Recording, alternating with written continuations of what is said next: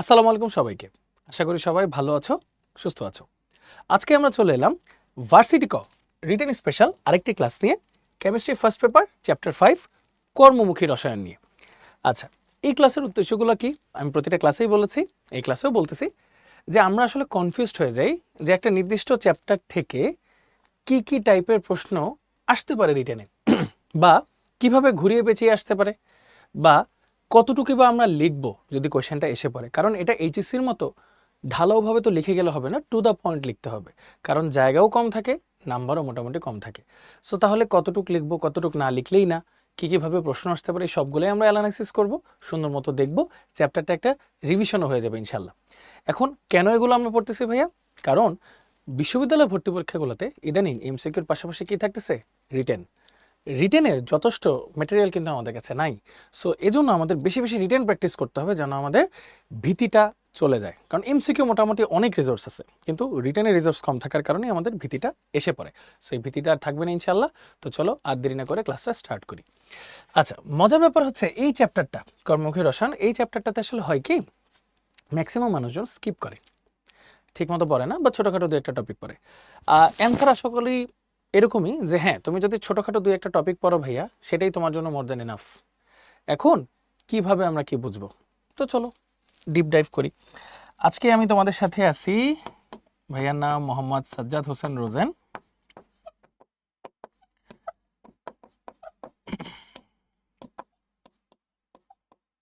চলো দেরি না করে ক্লাসটা স্টার্ট করি। দেখো, ফার্স্ট অফ অল একটু অ্যানালাইসিসগুলো আমরা দেখবো যে আমাদের এখানে কি কি আছে, কি কি এসেছে। দেখো, ফার্স্ট অফ অল হচ্ছে টপিক 1, খাদ্য সংরক্ষক মানে প্রিজারভেটিভস। 25টা এমসিকিউ এসেছিল, রিটেনও কিন্তু একটা আসছে। দেখছো, মানে এখান থেকে কিন্তু প্রশ্ন সবসময় আসে, প্রচুর পরিমাণে কোশ্চেন। জগন্নাথ বিশ্ববিদ্যালয় দেখো 18-19 সালে আসছিল। Topic 2, vinegar.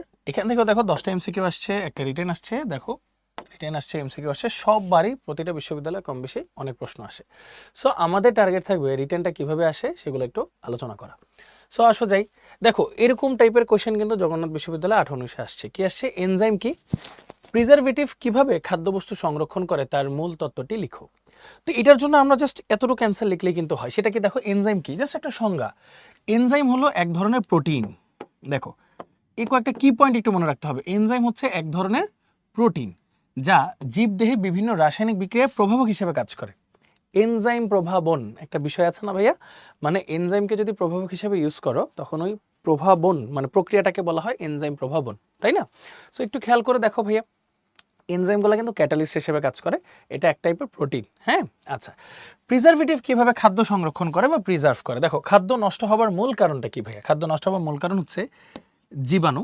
হুম, জীবাণু মানে ব্যাকটেরিয়া, ইস্ট, মোল্ড, এগুলা দিয়ে কি হয়, পচে যায়, ডিকম্পোজ হয়ে যায়। এনজাইমের প্রভাবে রাসায়নিক জারণ বা বিয়োজন ঘটে, মানে এনজাইমগুলো নিজেদের মধ্যে বিক্রিয়া করে খাদ্যবস্তুর মানকে চেঞ্জ করে দেয়।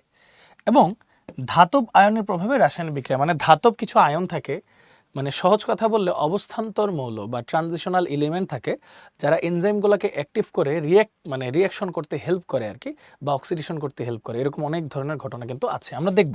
এই 3 কারণে মূলত কি হয়, খাদ্য সংরক্ষণ একটা বাধার মুখে চলে আসে, খাদ্য নষ্ট হয়ে যাওয়ার একটা চান্স থেকে যায়। সো প্রিজারভেটিভ মূলত কি করে আসলে, এই যে জীবাণুগুলোকে ধ্বংস করে, মানে জীবাণুর যে অ্যাক্টিভ সাইট আছে সেগুলোকে ধ্বংস করে। আমরা পড়বো আস্তে আস্তে সামনে। প্রতিকূল পরিবেশ সৃষ্টি করে অথবা বংশবিস্তার, মানে বংশ যে বিস্তার করবে সেটা রোধ করে।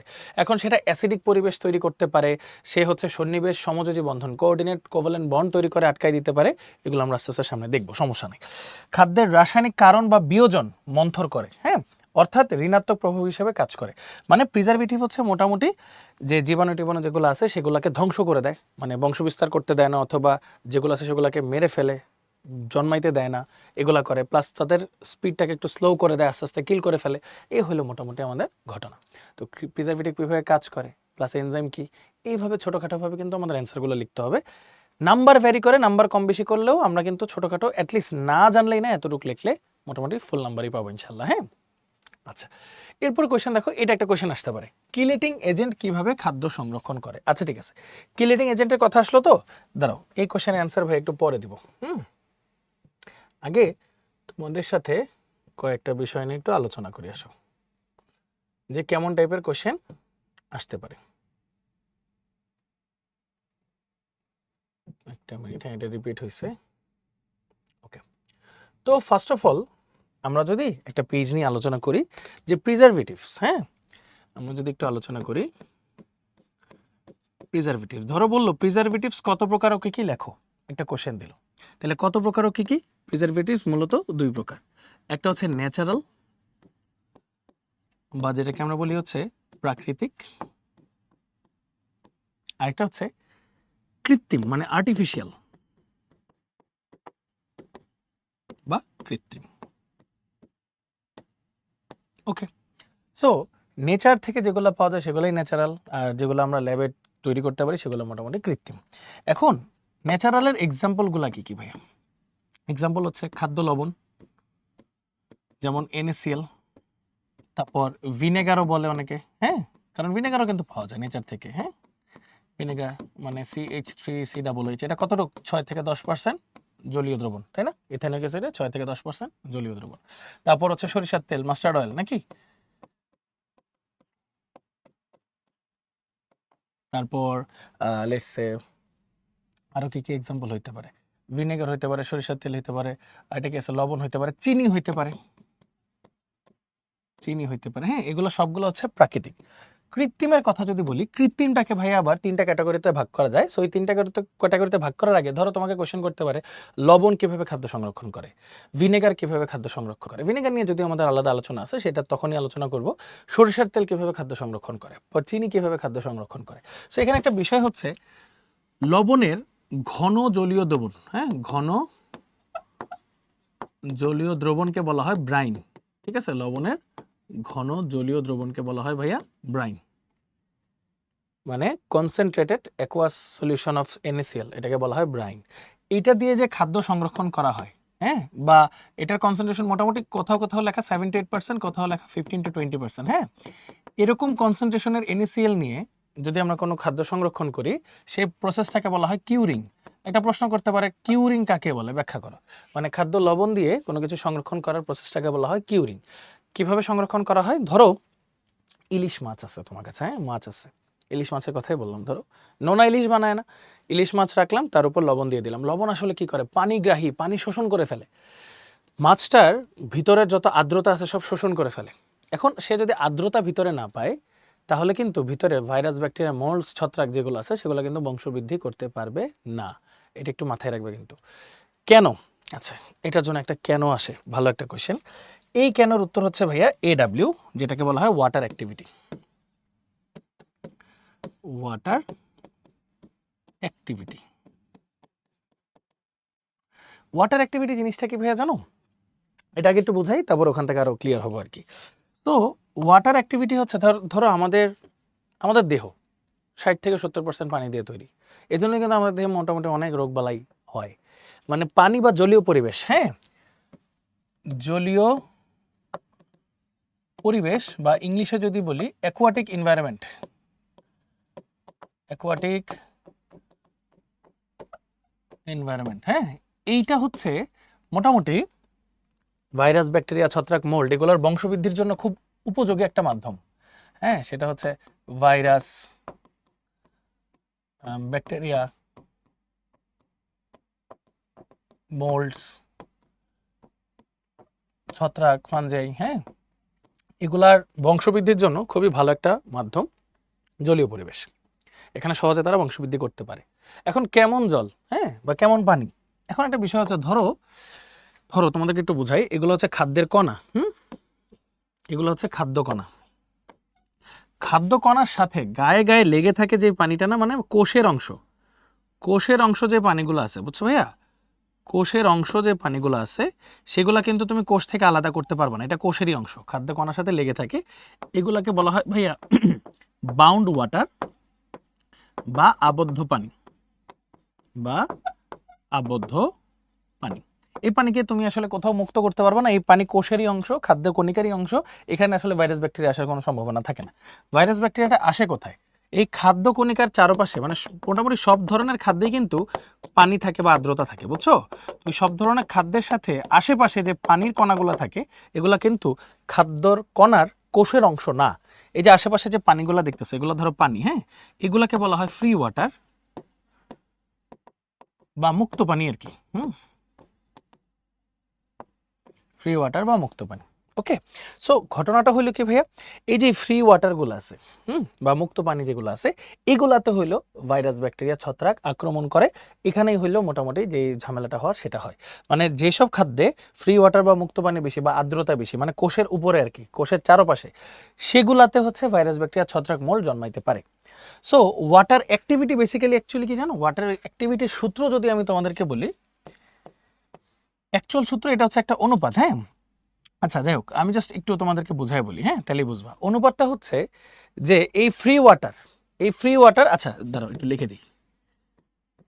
ভেপার প্রেশার মানে বাষ্পচাপ, vapour pressure of free water, এই যে ফ্রি ওয়াটারের বাষ্পচাপ, এই যে ফ্রি ওয়াটারের বাষ্পচাপ এট কনস্ট্যান্ট টেম্পারেচার, একটা কনস্ট্যান্ট টেম্পারেচার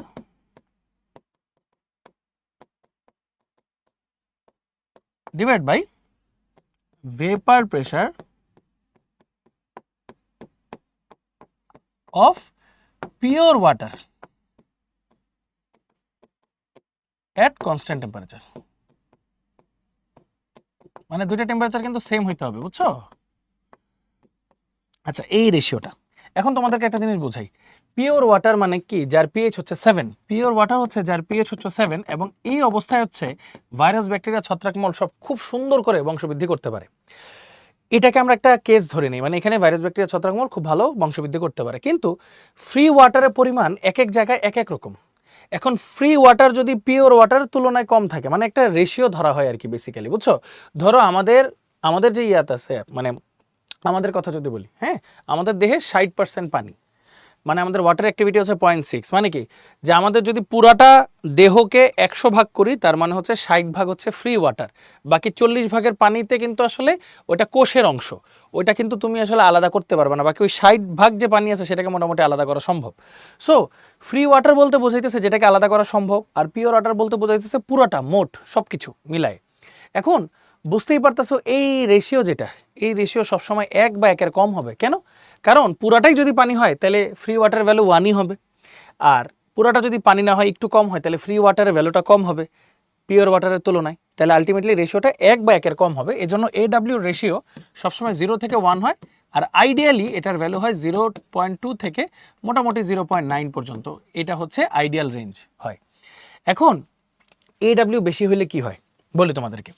এই দেখো, ওয়াটার অ্যাক্টিভিটি যত বেশি, ওয়াটার অ্যাক্টিভিটি বেশি মানে কি বলতো, ফ্রি ওয়াটার বেশি, ফ্রি ওয়াটার যত বেশি ভাইয়া তত সমস্যা, ভাইরাস ব্যাকটেরিয়া ছত্রাক মোল্ড, মানে এরকম জলীয় পরিবেশ তৈরি হওয়ার পসিবিলিটিস বেশি, মানে শেলফ লাইফ কম। শেলফ লাইফ জিনিসটা কি ভাইয়া, তুমি একটা খাদ্য বাজারজাত করছো, ধরো প্রক্রিয়াজাত করছো, করে এটাকে শেলফে রাখবা, দোকানে বিক্রি করার জন্য শেলফে রাখবা না, বা খাওয়ার আগ পর্যন্ত তো এটার একটা ডেট আছে, ওই যে MFG এক্সপায়ারি আছে না, কবে উৎপাদন হলো, কবে এটার মেয়াদ শেষ, এই যে এইটাকেই বলা হয় শেলফ লাইফ। উৎপাদন আর মেয়াদ শেষ হওয়ার মাঝখানে যে সময়টা, সেটাকে বলতেছি আমরা শেলফ লাইফ।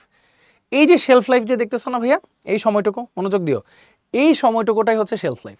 এখন আমি যে খাদ্যটা প্রসেস করলাম ভাইয়া, এই খাদ্যতে যদি ওয়াটার বেশি থাকে, ফ্রি ওয়াটার বেশি থাকে, তার মানে কি ভাইরাস ব্যাকটেরিয়া ছত্রাক বেশি বেশি আক্রমণ করার সম্ভাবনা আছে, তার মানে তাকে কিন্তু বেশি দিন সংরক্ষণ করা যাবে না, তার শেলফ লাইফ হয় কম।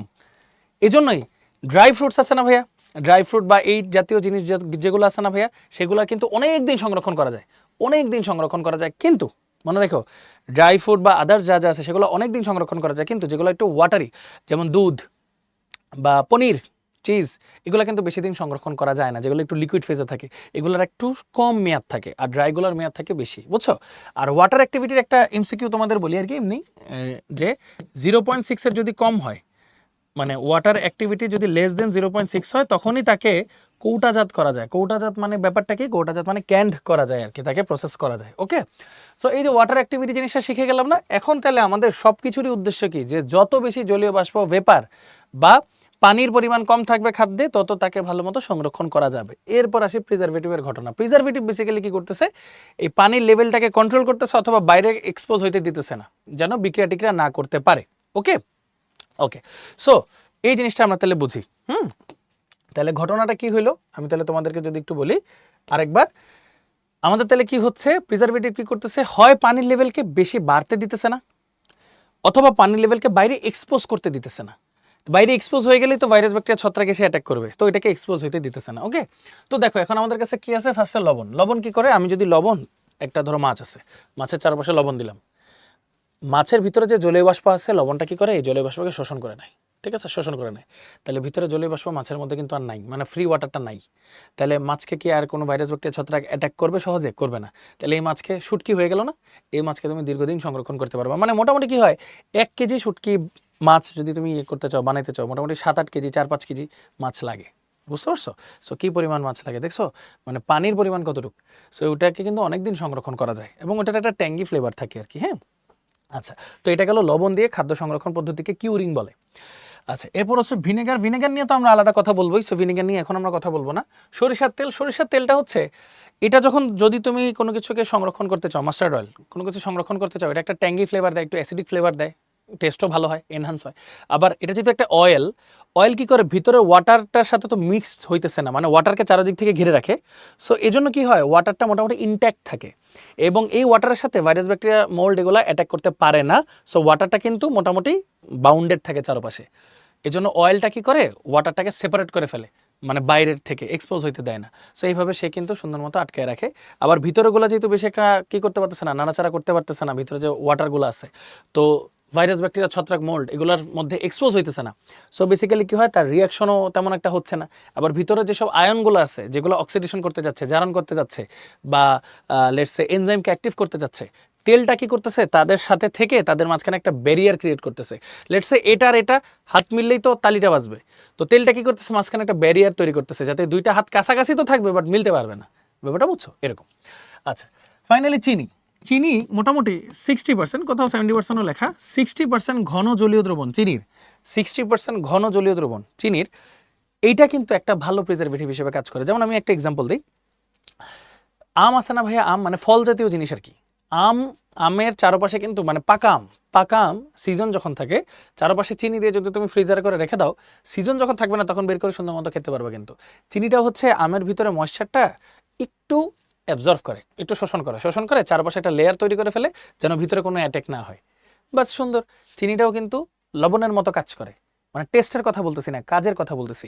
চিনিটাও লবণের মতো পানিটাকে একটু শোষণ করে ফেলে, চারপাশে একটা লেয়ার তৈরি করে ফেলে। এবং হ্যাঁ, যেহেতু চিনি আছে, যখন এটা তুমি খাবা একটু হলেও মিষ্টি বাড়বে, মানে মিষ্টতা বাড়বে। কিন্তু বাট এটা কিন্তু একটা ভালো সংরক্ষক, হ্যাঁ, ভালো ফলের সংরক্ষক। ওকে, সো এইগুলো আমরা দেখলাম। এখন একটা কাজ করো, ভিডিওটা 5 সেকেন্ড একটু পজ করবা, 5 সেকেন্ড পজ করে সুন্দর মতো একটু ভাবো যে ভাইয়া কি বললাম সবগুলো তোমরা বুঝছো কিনা। ওকে,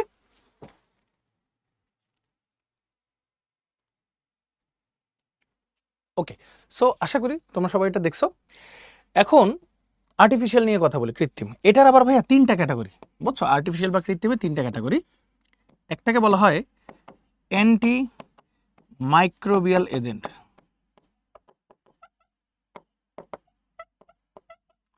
আরেকটাকে বলা হয় অ্যান্টি অক্সিডেন্ট, আরেকটার নাম হচ্ছে ভাইয়া কিলেটিং এজেন্ট।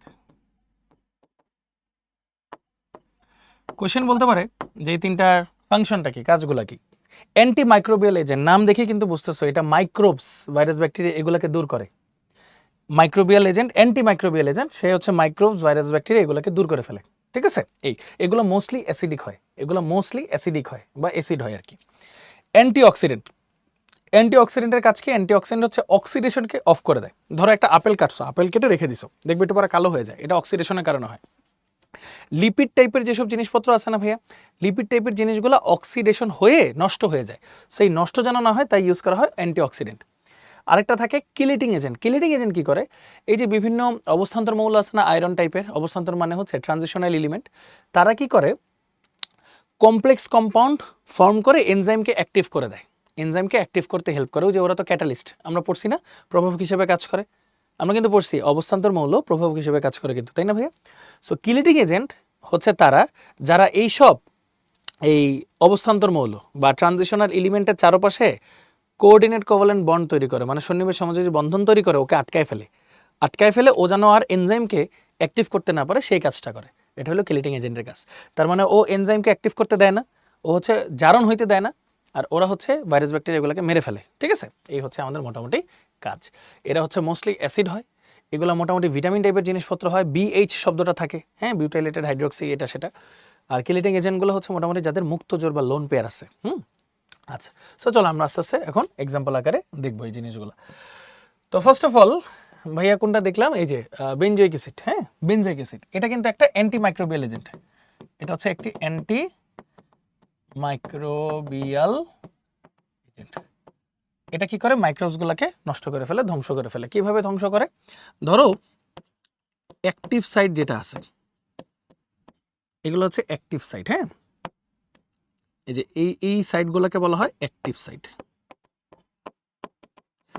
তো এনজাইমের অ্যাক্টিভ সাইট আর কি, হ্যাঁ, এনজাইম তো প্রোটিন, তো এগুলোর অ্যাক্টিভ সাইট আছে। এই অ্যাক্টিভ সাইটে অ্যাসিডগুলো কি করে, তার H+ গুলাকে দিয়ে দেয় যেন ওরা H+ এর সাথে একটা সন্নিবেশ সমযোজী বা কোঅর্ডিনেট বন্ড ফর্ম করতে পারে। সো ওরা কি করতেছে, বেসিক্যালি এই অ্যাক্টিভ সাইটগুলোকে ইনঅ্যাক্টিভ করে দিচ্ছে, অ্যাক্টিভ সাইটগুলোকে ইনঅ্যাক্টিভ করে দিচ্ছে, তার মানে এনজাইমগুলো মোটামুটি বন্ধ থাকবে। এছাড়াও অ্যাসিড হওয়ার কারণে ওদের পিএইচ হয় কি অনেক কম, পিএইচ কম হওয়ার কারণে ভাইরাস, ব্যাকটেরিয়া, ছত্রাক, মোল্ড এগুলো হচ্ছে যেগুলো আছে সেগুলোও মারা যায় আর বংশবৃদ্ধি করতে পারে না। এই হলো মোটামুটি ঘটনা। এছাড়াও তারা কি করে, ধরো অ্যাসিডগুলো তো H+ ডোনেট করে, যা মোটামুটি জীবিত জিনিসগুলোকে মৃত করে ফেলে, জীবিত জিনিসগুলো মৃত করে ফেলে। কারণ এই H+ গুলা যে ভাইরাস, ব্যাকটেরিয়া, ছত্রাকের মেমব্রেনগুলো আছে না ভাইয়া, মেমব্রেন, এগুলার আউটার লেয়ার, এগুলাকে ধ্বংস করে দেয়, মেমব্রেনগুলোকে ধ্বংস করে দেয়, সো ডেড, জীবাণুগুলোকে মেরে ফেলে। এই হচ্ছে মোটামুটি ঘটনা, অ্যান্টিমাইক্রোবিয়াল এজেন্ট এইভাবে কাজ করে। সো তারপর যদি আসো ভাইয়া, এগুলা হচ্ছে অ্যান্টিঅক্সিডেন্ট, হ্যাঁ, অ্যান্টিঅক্সিডেন্ট।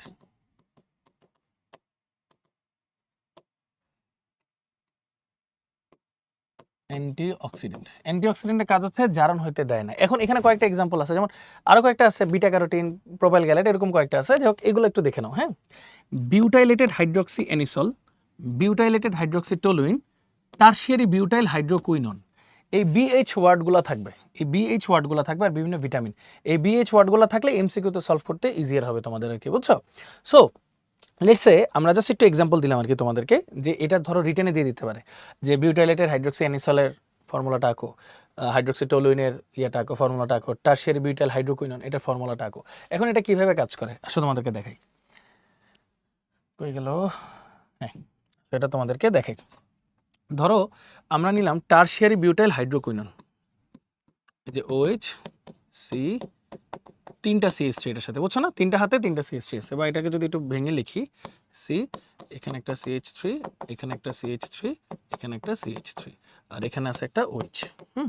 এখন বিশেষ করে মনে করো এখানে একটা লিপিড আছে LH, এটা হচ্ছে লিপিড, ওই যে চর্বি আর কি।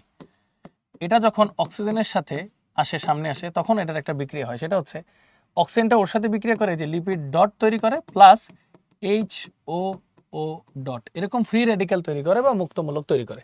মানে কি, লিপিডটা বিক্রিয়া করা শুরু করে দিয়েছে, জারণ হয়ে গেছে লিপিডের কিন্তু জারণ হয়ে গেছে, লিপিডটা অ্যাক্টিভ হয়ে গেছে। এরপর কি হবে বলো তো, এই লিপিডটা সামনে যদি আমরা অ্যান্টিঅক্সিডেন্টটা রাখি, এই লিপিডের সামনে যদি আমরা একটা অ্যান্টিঅক্সিডেন্ট রাখি, তখন সে কি করবে, এই যে এইখানে যে Hটা আছে না ভাইয়া, এখানের Hটা ওর কাছে চলে যাবে, দেখো এখানের Hটা ওর কাছে চলে যায়, ও আবার লিপিডে কনভার্ট হয়ে যাবে। কিন্তু এই জিনিসটার এখন কি হলো ভাইয়া, একটু খেয়াল করে দেখো, এই জিনিসটার কিন্তু এখন ফ্রি রেডিক্যাল তৈরি হলো, তাই না ভাইয়া, এই জিনিসটা এখন ফ্রি রেডিক্যাল তৈরি হলো। এখন তোমরা অনেকে প্রশ্ন করতে পারো যে ভাইয়া বুঝলাম একটা ফ্রি রেডিক্যাল দূর করতে গিয়ে আরেকটা ফ্রি রেডিক্যাল তৈরি করে ফেলছেন, তার মানে এটা তো আনস্টেবল নাকি, ফ্রি রেডিক্যাল মানেই আনস্টেবল। কিন্তু মজার ব্যাপার হচ্ছে এই যে বিউটাইলেটেড hydroxy toluene, বিউটাইলেটেড hydroxy anisole, tertiary butyl hydroquinone, এরা যারা আছে মানে অ্যান্টিঅক্সিডেন্ট, তারা এরকম ফ্রি রেডিক্যাল অবস্থাতেও অনেক বেশি স্টেবল বা স্থিতিশীল। এজন্য তারা কি করতেছে, জারণ রোধ করতেছে, এট দ্য ফার্স্ট প্লেস তারা জারণ রোধ করতেছে, বা হয়ে গেল আবার ঠিক করে দিচ্ছে। কথাটা বুঝতে পারছি, ইজি। সো এটা হচ্ছে মেকানিজম, হ্যাঁ, এটা খুব বেশি কোয়েশ্চেন কঠিন করলে হয়তো দিতে পারে, বাট এই যে মেকানিজমটা জাস্ট 2 লাইনের, কিন্তু লিপিডটা এভাবে কাজ করবে, আর যে কোনো একটা ধরো যে এইভাবে লিখতে পারো, এই যে এইচটা হচ্ছে অ্যান্টিঅক্সিডেন্ট, অ্যান্টিঅক্সিডেন্ট ধরো মনে নেই এটা, তাহলে এইটুকু লিখবা, এটার সাথে L ডট বিক্রিয়া করে LH ফর্ম করে, মানে লিপিডটা ফর্ম করে ফেলে, প্লাস এটা ডট হিসেবে থাকে, যেটা অনেক বেশি স্টেবল, মানে এই অবস্থাও স্টেবল, হাইড্রোজেনের সাথে থাকলেও স্টেবল, কোনো সমস্যা নেই। সো এইভাবে হচ্ছে অ্যান্টিঅক্সিডেন্টগুলো কাজ করে থাকে। ওকে, আচ্ছা ডান, এটাও ডান। এরপর আছে হচ্ছে কিলেটিং এজেন্ট কিভাবে খাদ্য সংরক্ষণ করবে, এই যে এভাবে কিন্তু আসতে পারে, অ্যান্টিঅক্সিডেন্ট কিভাবে খাদ্য সংরক্ষণ করবে, তারপর হচ্ছে অ্যান্টিমাইক্রোবিয়াল এজেন্ট কিভাবে খাদ্য সংরক্ষণ করবে, ঠিক তেমনি আসতে পারে কিলেটিং এজেন্ট কিভাবে খাদ্য সংরক্ষণ করবে। চলো সামনে যাই।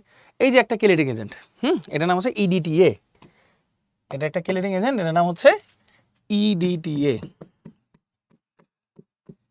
Ethylene diamine tetra acetic acid. Ethylene diamine, হ্যাঁ আমি আচ্ছা সহজে লিখি, ই দিয়ে হচ্ছে ইথিলিন, বাংলায় লিখি ইথিলিন, ড দিয়ে মানে ডি দিয়ে হচ্ছে diamine, tetra acetic acid, tetra acetic acid, ঠিক আছে, ethylene diamine tetra acetic acid. আচ্ছা, সো এই জিনিসটা আমরা মোটামুটি দেখলাম। এখন কথা হচ্ছে এটা আঁকে কিভাবে, বা এই জিনিসটা আসলে কি, আসো দেখি। ভাই একটু আগে কি বললাম, ইডিটিএ নাকি, ইডিটিএ, এটার একটা কাজ কি জানো, এটা একটা লিগ্যান্ড, তো মানে মুক্তজোর দান করতে পারে, এটাকে হেক্সাডেন্টিন বলে বা হেক্সাডেন্টেড বলে। হোয়াট ইজ হেক্সাডেন্টেড, বাংলায় বলে স্বরদন্তী। স্বরদন্তী মানে বুঝছো তো, এটার মুক্তজোর 6টা, মানে প্রতিটা মুক্তজোরকে দাঁত বলে, দাঁত দন্তি, স্বরদন্তী মানে 6টা দাঁত, তাহলে মুক্তজোর হচ্ছে 6। কিভাবে দেখো, ইডিটিএ, ইথিলিন, ইথিলিন কি, মিথিলিন হচ্ছে CH2, তাহলে ইথিলিন কি, 2টা মিথিলিন, এই যে ইথিলিন, ডাইএমিন 2টা নাইট্রোজেন, ঠিক আছে, ethylene diamine, tetra acetic acid, একটা মিনিট দাঁড়াও, টেট্রা অ্যাসিটিক অ্যাসিড, তাহলে অ্যাসিটিক অ্যাসিড লেখো, এই যে CH2 COOH, CH2 COOH, CH2 COOH, CH2 COOH। বিষয়টা হলো দেখো মুক্তজোরগুলো কই আছে, দেখো নাইট্রোজেনও তো একটা মুক্তজোর আছেই, আর প্রতিটা এই যে এই পাশে হাইড্রোজেনগুলোকে যদি সে ত্যাগ করে তাহলে একটা করে মুক্তজোর থাকতেছে, তাহলে টোটাল কয়টা মুক্তজোর হলো, 1 2 3 4 5 6। এখন ধরো ওর সামনে আমি একটা জিনিস রাখলাম, সেটা হচ্ছে আয়রন, হ্যাঁ, ওর সামনে ধরো আয়রন রাখলাম, আয়রন 2+, ও কিন্তু 6টা সন্নিবেশ বন্ধন করতে পারে। তাহলে দেখো এই একটা ওর সাথে বন্ধন করলো, এই 2টা বন্ধন করলো, এই 3টা বন্ধন করলো, এই 4টা বন্ধন করলো, এই 5টা বন্ধন করলো, এই 6টা বন্ধন করলো, মানে কি ওকে চারপাশ থেকে ঘিরে ফেলছে। এটাকে বলা হয় কিলেশন বা চিলেশন, হ্যাঁ, এটাকে বলা হয় কিলেশন বা চিলেশন বা কিলেট গঠন। কিলেট মানে এরকম আবদ্ধ করা, কিলেট গঠন মানে এরকম অবস্থান্তর মৌল বা ট্রানজিশনাল এলিমেন্ট, এগুলাকে সে কি করে, চারপাশ থেকে আবদ্ধ করে সন্নিবেশ সমযোজী বন্ধন করে আটকায় ফেলে, কেজ করে ফেলে। এরকম কেজ করলে সুবিধাটা কি হয়, ও এনজাইমগুলোকে আর অ্যাক্টিভ করতে পারে না, ভালো থাকে। তো কিলেটিং এজেন্ট হচ্ছে এরকম অবস্থান্তর মৌল বা ট্রানজিশনাল এলিমেন্ট, এদের চারপাশে সন্নিবেশ সমযোজী বন্ধন করে এদেরকে আটকে ফেলে, কিলেট গঠন করে, এইভাবে তারা হচ্ছে এনজাইমকে আর অ্যাক্টিভ করতে পারে না, খাদ্য সংরক্ষণ থাকে। ওকে, সো এরকম ভাবে হচ্ছে কাজ করে ইডিটি, ইথিলিন ডাইএমিন টেট্রা, 4টা অ্যাসিটিক অ্যাসিড, শেষ। সুন্দর একটা ঘটনা। অনেকে বলতে পারো ভাই অ্যাসিটিক অ্যাসিড তো CH3COOH, ওই যে এখানে একটা বন্ধন গেছে না, এই জন্য একটা হাইড্রোজেন কম, তাই না, এই আর 6টা 1 2 3 4 5 6, 6টা মুক্তজোর। ওকে, সো এইভাবে হচ্ছে আমাদের মোটামুটি ঘটনা। হোপফুলি আমরা সবাই ক্লিয়ার, কিলেট গঠন করে, দেখছো এইভাবে আমরা সুন্দর অ্যান্সার দিয়ে ফেললাম। আচ্ছা, এরপর ধরো এই যে BH এর সংকেত লেখো, এই যে এটা আসতে পারে, এরকম সংকেত দিয়ে দিতে পারে, বিউটাইলেটেড হাইড্রোক্সি টলুইন, বিউটাইলেটেড হাইড্রোক্সি অ্যানিসল, এই যে দেখতে কেমন দেখো, বেনজিন OH ও CH3, তারপর C এর সাথে 3টা CH3, তারপর বেনজিন OH CH3, এই C এর সাথেও 3টা CH3, এই C এর সাথেও 3টা CH3, বারবার লিখে লিখে একটু প্র্যাকটিস করবা। ওকে, আচ্ছা ডান। এরপর আসো, কি বলছে, সংজ্ঞা উদাহরণ লেখো। খাদ্য সংরক্ষণ, খাদ্য সংরক্ষণ কি, খাদ্য যেন পচে না যায়, খাদ্য যেন সহজলভ্যতা থাকে এবং খাদ্যকে যেন এক জায়গা থেকে এক জায়গায় ট্রান্সপোর্ট করা যায়, সেজন্য আমাদের কি করতে হয়, খাদ্য সংরক্ষণ করতে হয়। এই পুরো প্রসেসটা হচ্ছে খাদ্য সংরক্ষণ বা ফুড প্রিজার্ভেশন। প্রাকৃতিক খাদ্য সংরক্ষণ কি, প্রাকৃতিকভাবে যেগুলোকে পাওয়া যায়, যারা খাদ্যকে সংরক্ষণ করতে পারে, প্রিজার্ভ করতে পারে, তাদের প্রাকৃতিক খাদ্য সংরক্ষণ বলে। অ্যান্টিঅক্সিডেন্টের কাজকে ভাই অলরেডি বলে দিছি, জারণ করতে বাধা দেয়, যেমন ভিটামিনগুলো, beta carotene, propyl gallate, BHT BHA TBHQ, তাই না, butylated hydroxytoluene, butylated hydroxy anisole, tertiary butyl hydroquinone. হ্যাঁ, কিলেটিং এজেন্ট কি, কিলেটিং এজেন্ট হচ্ছে তারা যারা লিগ্যান্ড মানে কি মুক্তজোর দান করতে পারে, যারা সন্নিবেশ সমযোজী বন্ধন করে অবস্থান্তর মৌল যেগুলো আছে বা হচ্ছে ট্রানজিশনাল এলিমেন্ট যেগুলো আছে তাদের চারপাশে বন্ধন তৈরি করে, কোঅর্ডিনেট কোভালেন্ট বা সন্নিবেশ সমযোজী বন্ধন তৈরি করে এদেরকে আটকে ফেলে বা কিলেট গঠন করে ফেলে, যেন তারা আর এনজাইমকে অ্যাক্টিভ করতে না পারে। শেষ হয়ে গেল। Food poisoning. ফুড পয়জনিং জিনিসটা কি? তো ফুড পয়জনিং জিনিসটা হচ্ছে খাদ্যে বিষক্রিয়া। মানে হচ্ছে খাদ্যের যে গুণাগুণটা আমাদের পেটে হয়তো স্যুট করে নাই, বা এখানে আসলে এনজাইমের বিক্রিয়া হয়ে বা জারণ হয়ে বা ভাইরাস, ব্যাকটেরিয়া, ছত্রাক, মল কিছু না কিছু একটা অ্যাটাক করে খাদ্যের গুণাগুণ নষ্ট করে ফেলছে, যেটা আমাদের শরীর খারাপের কারণ হয়ে গেছে। এটাকে আমরা বলতেছি ফুড পয়জনিং। আচ্ছা, এরপর আসে হচ্ছে খাদ্য নিরাপত্তা। খাদ্য নিরাপত্তা কি ভাইয়া? খাদ্য নিরাপত্তা আসলে অনেক ভাস্ট একটা বিষয়। খাদ্য নিরাপত্তা হচ্ছে খাদ্যের উৎপাদন, তারপর খাদ্যের প্রক্রিয়াজাতকরণ, তারপর বাজারজাতকরণ এবং কাস্টমার কাছে পৌঁছানো। এই পুরো প্রসেসটাই হচ্ছে খাদ্য নিরাপত্তা। কারণ এটার মধ্যে কি কি জড়িত? এটার মধ্যে জড়িত তুমি খাদ্যটা ঠিকমতো পাচ্ছ কিনা, হ্যাঁ, তারপর খাদ্যটা সবার কাছে সহজলভ্য কিনা, এবং সবাই তার যতটুকু খাদ্যটা দরকার ততটুকু খাদ্য সে পাচ্ছে কিনা, হ্যাঁ। তো এরকম অ্যাফোর্ডেবিলিটির একটা ব্যাপার আছে, অ্যাক্সেসিবিলিটির একটা ব্যাপার আছে। অ্যাফোর্ডেবিলিটি মানে কি? তুমি যাতে সহজে খাদ্যটা পেতে পারো তোমার যতটুকু দরকার। তারপর অ্যাক্সেসিবিলিটি মানে কি? তোমার মানে খাদ্য আছে, তুমি কিনতে পারবা, ওরকম যথাযথ মানে যথাযথ পরিমাণে খাদ্য তোমার কাছে আছে, এইটা। তারপর খাদ্যে ভেজাল নাই, খাদ্যটা পুষ্টিগুণ মানসম্পন্ন, হ্যাঁ। এই আবার হচ্ছে কি হয়, প্রতিটা দেশই তো মানে স্বয়ংসম্পূর্ণ নাও হতে পারে কোনো একটা খাদ্যে। তো আমরা কি করি, একজন একজনের উপর নির্ভরশীল থাকি। সো আমরা কিন্তু প্রিজারভেটিভ ইউজ করি, ওই যে ট্রান্সপোর্টেশনের জন্য হোক বা সংরক্ষণের জন্য হোক প্রিজারভেটিভ ইউজ করি, সেটাও যেন একটা নির্দিষ্ট লেভেলে থাকে, যেন মানুষের ক্ষতি না হয়। সো এই পুরো ব্যাপারটাই, খাদ্য যেন কোনো ক্ষতিগ্রস্ত না হয়, সবার কাছে যেন পৌঁছায়, তোমার যেন অ্যাফোর্ডেবিলিটি থাকে, মানে তোমার যেন সামর্থ্য থাকে খাদ্যটা কেনার, তোমার যাতে ডেইলি চাহিদা পূরণ করার মতো যেন তোমার ক্ষমতা থাকে, সক্ষমতা থাকে, সেই পুরো বিষয়টা নিশ্চিতকরণ খাদ্য উৎপাদন থেকে শুরু করে একদম কাস্টমারের কাছে যাওয়া পর্যন্ত পুরো প্রসেসটাই হচ্ছে খাদ্য নিরাপত্তা। কিউরিং, ওই যে খাদ্য লবণ দিয়ে সোডিয়াম ক্লোরাইডের ঘন জলীয় দ্রবণ মানে ব্রাইন দিয়ে খাদ্য সংরক্ষণ করার পদ্ধতিকে কিউরিং বলা হয়। ওকে, আচ্ছা, ডান। তাহলে এগুলো আমরা দেখে ফেললাম। এরপর আসি খাদ্য নষ্ট হওয়ার কারণ ও খাদ্য নিরাপত্তার ভিত্তি আলোচনা করো। তো সেটা তো আমরা অলরেডি বললাম, খাদ্য নিরাপত্তার ভিত্তিগুলো যেটা বললাম তোমাদেরকে অলরেডি, ওই যে অ্যাক্সেসিবিলিটি, সবার খাদ্যের সাথে অ্যাক্সেসিবিলিটি থাকা উচিত, যে আমি খাদ্য যাতে অ্যাটলিস্ট পাই। তারপর হচ্ছে সহজলভ্যতা, যদি সহজলভ্য না হয় আমি তো কিনতে পারবো না, তাই না? আর হচ্ছে খাদ্যটা যেন সবাই সব জায়গায় পৌঁছাইতে পারে, এরকম তিনটা আর কি বেইজ আছে আমাদের, হ্যাঁ। আচ্ছা, এরপর যদি যাই খাদ্য নষ্ট হওয়ার কারণ কি, খাদ্য নষ্ট হওয়ার অনেক কারণ হতে পারে। সেটা হচ্ছে ভাইরাস, ব্যাকটেরিয়া, ছত্রাক, মোল্ড, এগুলো অ্যাটাক করলো, এনজাইম কাজ করে ফেললো, জারণ হয়ে গেল, ওই তিনটা কথাই বলবা, হ্যাঁ। ওই যে ফার্স্ট হলো অ্যান্টিমাইক্রোবিয়াল, মানে কি? তাহলে মাইক্রোবিয়াল মানে কি? অণুজীবগুলো খাদ্য নষ্ট করে। 2, জারণ হলে খাদ্য নষ্ট হয়। 3, কিলেট গঠন করলে, মানে কিলেট গঠন না করলে মানে কি? এনজাইমগুলো অ্যাক্টিভ হয়ে গেলে খাদ্য নষ্ট হয়। ওকে, আচ্ছা। সো এই জিনিসটা আশা করি আমরা বুঝি। এরপর দেখো বিএইচটি, বিএইচএ, টিবিএইচকিউ, ইডিটি এর পূর্ণরূপ, নাম ও সংকেত লিখো। দেখছো, এগুলো কিন্তু আসতে পারে। বিএইচটি জিনিসটা কি? Butylated hydroxy toluene. তারপর বিএইচএ কি? Butylated hydroxy anisole. টিবিএইচকিউ কি? Tertiary butyl hydroquinone. ইডিটিএ কি? Ethylene diamine tetraacetic acid. এগুলো পূর্ণরূপ, নাম, সংকেত লিখে ফেলবা। আচ্ছা, অ্যান্টিঅক্সিডেন্ট, অ্যান্টিমাইক্রোবিয়াল ও কেলেটিং এজেন্টের কাজ কি? অলরেডি ভাই ব্যাখ্যা করে ফেলছি। কিউরিং পদ্ধতি বর্ণনা করো, অলরেডি ভাই ব্যাখ্যা করে ফেলছি। সো এগুলো আশা করি আমরা সবাই কম বেশি পারি। সবাই ভিডিওটা 5 সেকেন্ড পজ করবো, পজ করে একটু ভাববো যে আমরা সবগুলো জানি কিনা। ওকে, আশা করি এগুলা দেখে ফেলছো। আচ্ছা, আমি তাহলে একটা কাজ করি, তোমাদের জন্য খাদ্য মানে এটা যে এই কোশ্চেনটা যে আছে, খাদ্য নিরাপত্তার ভিত্তি আলোচনা করো, হ্যাঁ। এটা তোমাকে পয়েন্ট করে লিখে দিই। ভিত্তি কিন্তু তিনটা, হ্যাঁ। খাদ্য নিরাপত্তার, ফুড সিকিউরিটির ভিত্তি তিনটি, ঠিক আছে।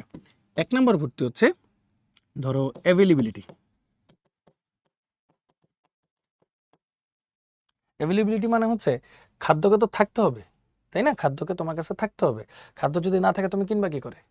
সো এই জন্য স্বয়ংসম্পূর্ণ দেশ যারা না, তারা কিন্তু একজন আমদানি রপ্তানির মধ্যে থাকে, যেন সবাই সবার চাহিদা পূরণ করতে পারে। আমি কখন রপ্তানি করবো? যখন আমার কাছে এক্সট্রা থাকবে। আমি কখন আমদানি করবো? যখন আমার কাছে শর্টেজ থাকবে। মানে ইম্পোর্ট এক্সপোর্টের কথা বলতেছি আর কি। আমদানি মানে হচ্ছে তোমার ইম্পোর্ট, আর রপ্তানি মানে হচ্ছে এক্সপোর্ট, হ্যাঁ, এটার কথা বলতেছি। তো অ্যাভেলেবিলিটিটা থাকতে হবে, একটা ন্যূনতম চাহিদার অ্যাভেলেবিলিটি থাকতে হবে, মানে খাদ্যকে ন্যূনতম অ্যাভেলেবল থাকতে হবে যেন তুমি খেতে পারো বা কিনতে পারো। এরপর হচ্ছে অ্যাক্সেসিবিলিটি।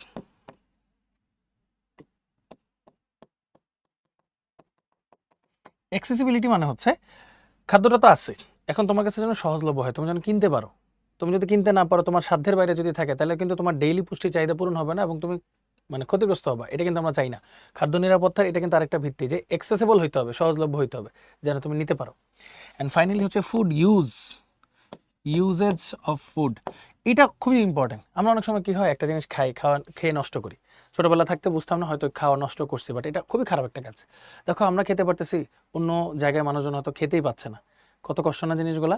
সেই জন্য ফুডের ইউজেসটাও খুব গুরুত্বপূর্ণ, যে তুমি বুঝে খাচ্ছ কিনা, যেটা তোমার দরকার সেটা খাচ্ছ কিনা, বা স্ট্রেসে আসো, তুমি বেশি খেয়ে ফেলছো, চকলেট বেশি খেয়ে ফেলছো, এটা বেশি খেয়ে ফেলছো, যেটা তোমার দরকার নাই। সো এক্সট্রা খাওয়ার চেয়ে যতটুকু দরকার ততটুকু যদি মিনিমাম আমরা খেতে পারি, বাকিটুকু হচ্ছে আরেকজনের জন্য রেখে দিলাম, তাহলেই কিন্তু আসলে একটা ব্যালেন্স বজায় থাকবে। তো ইউজেসটা ভালো মতো বুঝে করতে হবে। ওকে, সেটাই হচ্ছে খাদ্য নিরাপত্তার 3টা ভিত্তি। সো এটাও কিন্তু আমরা এক্সপ্লেন করে দিলাম। ওকে, ফুড সিকিউরিটি। ওকে, সো চলো আমরা তাহলে একটু সামনের দিকে যাই। আচ্ছা, এখন আসছে ভিনেগার। আচ্ছা, ভিনেগারের ভাইয়া 2টা পার্ট আছে। ভিনেগার হচ্ছে 2টা পার্ট আছে, একটা হচ্ছে নর্মাল ভিনেগারের পার্ট আসে, আর একটা হচ্ছে মল্ট ভিনেগারের পার্ট আসে। একটা ভিনেগার আছে আর একটা স্পেসিফিক্যালি বলা হচ্ছে মল্ট ভিনেগার। তো এখান থেকে কয়েকটা বিষয় ভাইয়া বুঝতে হবে। সেটা হচ্ছে গম বা বার্লি, গম বা বার্লি থেকে পাওয়া যায় হচ্ছে ম্যালটোস, এটাও কিন্তু C12H22O11। আর আখ বা খেজুরের রসে, মানে আখের রসে প্রায় 16 থেকে 20% তো থাকে আর কি, হ্যাঁ, এখান থেকে পাওয়া যায় হচ্ছে সুক্রোজ, এটারও সংকেত কিন্তু সেম C12H22O11। ব্যাপারটা মাথায় রেখো ভাইয়া, সুক্রোজ আর ম্যালটোস কিন্তু সমাণু, সমাণু মানে বুঝছো, একই আণবিক সংকেত ভিন্ন গাঠনিক সংকেত। হ্যাঁ, ম্যালটোসটা তৈরি হয় 2 অণু গ্লুকোজ দিয়ে, সুক্রোজটা তৈরি হয় একটা গ্লুকোজ আর একটা ফ্রুক্টোজ দিয়ে। এই হলো মেইন ডিফারেন্স, এই জিনিসটা মনে রাখবা। আর মল্ট কাকে বলে জানো ভাইয়া? মল্ট, মল্ট বলে হচ্ছে জার্মিনেটেড, জার্মিনেটেড বা বাংলায় বলে অঙ্কুরিত, অঙ্কুরিত বার্লি আছে না, বার্লির গুঁড়াকে বা পাউডারকে অঙ্কুরিত বা জার্মিনেটেড বার্লির গুঁড়া বা পাউডারকে মল্ট বলে। সো এখান থেকে বেসিক্যালি যে ভিনেগারটা পাবো সেটাই মল্ট ভিনেগার। হ্যাঁ, আচ্ছা, সো চলো আস্তে আস্তে আমরা একটু দেখি। এই যে সুক্রোজ, সুক্রোজকে যদি হাইড্রোলাইসিস করো, হ্যাঁ, আখের রসে কিন্তু 16 থেকে 20% সুক্রোজ থাকে। সুক্রোজকে পানি দিয়ে হাইড্রোলাইসিস করো যদি ইনভার্টেজ এনজাইমের উপস্থিতিতে। এই যে এটা কিন্তু একটা ভালো কোশ্চেন। ইস্ট আছে না ভাইয়া, ইস্ট, পৃথিবীতে যতগুলো ইস্ট আছে সবগুলোর মধ্যেই মোটামুটি ইনভার্টেজ আছে, ইনভার্টেজ আছে। আর কিছু কিছু ইস্টের মধ্যে আছে হচ্ছে তোমার মেল্টেজ। আর ইনভার্টেজ থেকে নিঃসৃত হয়, নিঃসৃত হয় হচ্ছে জাইমেজ এনজাইম, এটা মনে রাখবা। আর ইস্টের বৃদ্ধিতে 2টা জিনিস কাজে লাগে, একটা হচ্ছে অ্যামোনিয়াম ফসফেট, আর একটা হচ্ছে অ্যামোনিয়াম সালফেট। মানে ইস্টের বৃদ্ধিতে অ্যামোনিয়াম সালফেট, অ্যামোনিয়াম ফসফেট কাজ করে। ইস্ট থেকে নিঃসৃত হয় হচ্ছে জাইমেস, হ্যাঁ, সেক্রেটেড হয়। আর ইস্টের মধ্যেই থাকে ইনভার্টেস, সবগুলোর মধ্যেই ম্যাক্সিমাম, আর কিছু কিছুর মধ্যে থাকে মেল্টেস। হ্যাঁ, এই ইস্টের কিন্তু ভালো একটা ভূমিকা আছে, মাথায় রেখো। আচ্ছা, তো ভাইয়া যেটা বলতেছিলাম, সুক্রোজকে পানি সহ যদি আমরা বিক্রিয়া করে হাইড্রোলাইসিস করি ইনভার্টেজ এনজাইমের উপস্থিতিতে প্রায় 30°C তাপমাত্রায়, 30 লেখা আছে, কোথাও 35 লেখা আছে, হ্যাঁ, এরকম তাপমাত্রায় যদি আমরা হিট দিই, 35 দ্বারা, কোথাও 35 দেওয়া, কোথাও 37 দেওয়া, ওকে, তাপমাত্রা যদি আমরা হিট দিই তখন কি হয়, এখনো গ্লুকোজ আর এখনো ফ্রুক্টোজ পাওয়া যায়। হ্যাঁ, সো এই দুইটাকে একসাথে বলা হয় হচ্ছে ইনভার্ট সুগার, ইনভার্ট সুগার বা ইনভার্ট চিনি, ইনভার্ট সুগার বা ইনভার্ট চিনি বলে। গ্লুকোজ এখনো গ্লুকোজ আর এখনো ফ্রুক্টোজকে একসাথে বলা হয় ইনভার্ট সুগার বা ইনভার্ট চিনি। ইনভার্টেজ এনজাইম ইউজ করা হয় কিন্তু সুক্রোজের উপর। ওকে, এরপর গ্লুকোজ আর ফ্রুক্টোজ নিলা তুমি জাইমেজ এনজাইমের উপস্থিতিতে 20 ডিগ্রি থেকে 24°C হিট করলা, তুমি পাবা ইথানল আর কার্বন ডাইঅক্সাইড। ওকে, গাজন পদ্ধতি।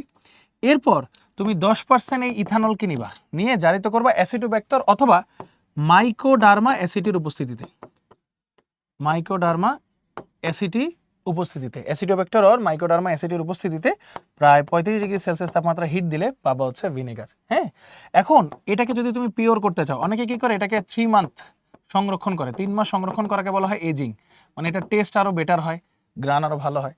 আর এটাকে যদি তুমি 75 থেকে 80°C তাপমাত্রায় মোটামুটি 20 মিনিট ধরে হিট দাও, তখন তুমি একটা পিওরেস্ট ফর্ম অফ ভিনেগার পাবা, পিওরেস্ট, এটাকে বলতেছে হচ্ছে পিওরেস্ট ফর্ম অফ ভিনেগার, যেটা হালকা বাদামি বর্ণের, হালকা বাদামি বা হালকা ব্রাউন, হালকা বাদামি বলবে বা হালকা ব্রাউন কালারের ভিনেগার পাবা। এখানে কিন্তু এই যে এই অ্যাসিডোব্যাক্টের মাইক্রোডার্মা অ্যাসিডি এগুলো কিছু নাই, মানে ওই হিটেই নষ্ট হয়ে গেছে। এটাকে প্যাস্টোরাইজেশন বলে, পাস্তুরিতকরণ বলে, হ্যাঁ, জীবাণু নাশ করা আর কি।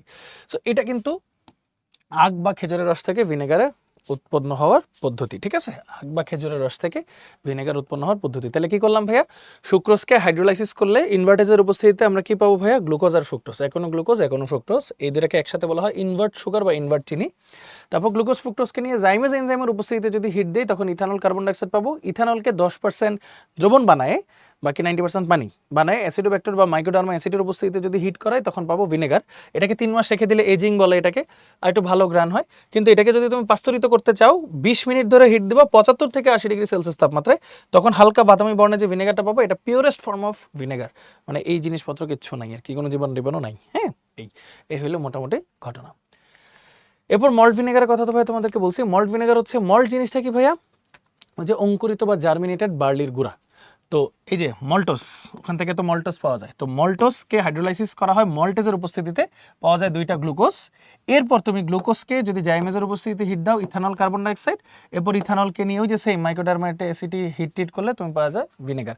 তো এই প্রসেসটাকে বলা হয় মল্ট ভিনেগার প্রস্তুতি, হ্যাঁ, কনফিউজড হয় না কেউ, এটাকেই বলা হয় মল্ট ভিনেগার প্রস্তুতি, মানে মল্ট থেকে ভিনেগার প্রস্তুতি, ওকে।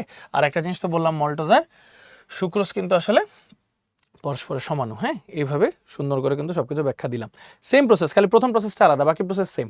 প্রথম প্রসেসটাই আলাদা, মানে 2টা গ্লুকোজ, এখানে গ্লুকোজ নিয়ে কাজ করলা, এই জাস্ট মল্টোজ হচ্ছে 2টা গ্লুকোজের সমন্বয় তৈরি, আর সুক্রোজ হচ্ছে একটা গ্লুকোজ একটা ফ্রুক্টোজের সমন্বয় তৈরি, হ্যাঁ, এই জিনিসটা মাথায় রেখো, এটাই পার্থক্য। এটাতে মেল্টেজ ইউজ করছে, ওটাতে ইউজ করছে হচ্ছে ইনভার্টেজ, হ্যাঁ। এটা হচ্ছে মল্ট ভিনেগার। আচ্ছা, সো এই যে খেজুরের রস থেকে ভিনেগার উৎপাদন, এটা দেখো জগন্নাথ বিশ্ববিদ্যালয়ে আসছে 18-19 সালে, দেখছো? বিক্রিয়াটা লেখো, এই যে সেম বিক্রিয়াটা। এখন খেজুরের রস থেকে বলছে না, খেজুরের রস থেকে যেহেতু বলছে সুক্রোজ ইউজ করবা, খেজুরের রসে 16 থেকে 20% সুক্রোজ পাওয়া যায়। সো আলটিমেটলি এই যে ইনভার্টেজ, তারপর জাইমেস, তারপর হচ্ছে 35 ডিগ্রি সেলসিয়াস তাপমাত্রায় অ্যাসিডোব্যাক্টের বা মাইক্রোডার্মা অ্যাসিডি দিলে, ও এখানে তাপমাত্রা দেওয়া আছে, পাওয়া যায় হচ্ছে ইথানিক অ্যাসিডে 6 থেকে 10% জলীয় দ্রবণ। তো 6% লেখা, তুমি তোমার মতো পার্সেন্টেজ কিন্তু যে পানি কম বেশি করে চেঞ্জ করতে পারবা।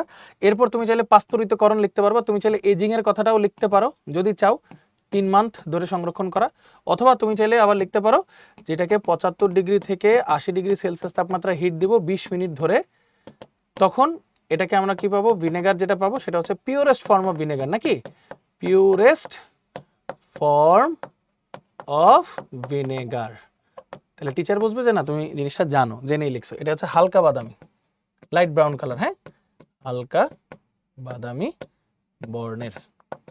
এই তো মোটামুটি এই চ্যাপ্টার কিন্তু পুরোপুরি আমাদের সামারি ডান, সবকিছু কিন্তু আমরা দেখে নিলাম, ওকে।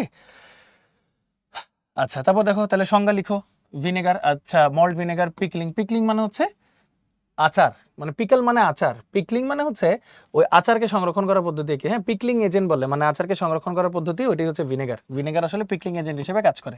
ভিনেগারের প্রস্তুতি কৌশল লিখলাম, ভিনেগারের খাদ্য সংরক্ষণ কৌশলটা লেখো, এটা ইম্পর্টেন্ট, এটা আমি দেখাচ্ছি। পিকলিং পদ্ধতি, পিকলিং পদ্ধতি কিছুই না, পিকলিং পদ্ধতি হচ্ছে তুমি আচার নিবা, আচারের মধ্যে ভিনেগারও দাও, সরিষার তেলও দাও, তারপর রেখে দাও। তার মানে সরিষার তেলও যেমন তোমাকে প্রোটেক্ট করতেছে, কিভাবে কিভাবে, ওই যে ভিতরের পানি ফ্রি ওয়াটারগুলোকে আলাদা রাখতেছে, বিক্রিয়া করতে দিচ্ছে না, এনজাইমকেও অ্যাক্টিভ হতে দিচ্ছে না, বাইরেকে ভিতরে ঢুকতে দিচ্ছে না, ঠিক তেমনি ভিনেগারও কিভাবে খাদ্য সংরক্ষণ করতেছে সেটাও বলতেছি, মানে দুইটার কথাই পিকলিংয়ে বলতে হবে, ওকে। এবার আসলে ভিনেগারের খাদ্য সংরক্ষণ কৌশলটা একটু তোমাদেরকে বলি। তাহলে ভিনেগারের আসলে কি হয়, এই যে ইথানোইক অ্যাসিডটা ভেঙে গিয়ে তৈরি করে হচ্ছে এই H+ আয়নটা। এই H+ আয়নটা কি করে, H+ আয়নটা যেসব জীবিত জীবাণু আছে না ভাইয়া, জীবিত জীবাণু, ঠিক আছে, জীবিত জীবাণু, এগুলোর মেমব্রেনগুলোকে, চারপাশের লেয়ারগুলোকে ফাটায় দেয়, এটাকে বানায় ফেলে হচ্ছে মৃত জীবাণুতে, মানে যেগুলো বেঁচে ছিল সেগুলো মারা গেল। এরপর H+ দেওয়ার কারণে পিএইচ এর ভ্যালু অনেক কমে যায়, পিএইচ এর ভ্যালু অনেক কমে যায়, 4.7 বা 2.8 এত পর্যন্ত কমে যায়। তো কমে যাওয়ার কারণে মোটামুটি কি হচ্ছে ভাই বলো তো, ওই যে আর বংশবৃদ্ধি করতে পারে না, যেগুলো আছে সেগুলোও মারা যায়। এছাড়াও সে কি করে, এনজাইমের যে অ্যাক্টিভ সাইটগুলো আছে ভাইয়া, এনজাইমের যে অ্যাক্টিভ সাইটগুলো আছে, এই অ্যাক্টিভ সাইটগুলোতে H+ গুলা এসে ইনঅ্যাক্টিভ বানায় দেয়, সন্নিবেশ সমযোজী বন্ধন করার মাধ্যমে, কোঅর্ডিনেট কোভ্যালেন্ট বন্ড করার মাধ্যমে ইনঅ্যাক্টিভ করে দেয়।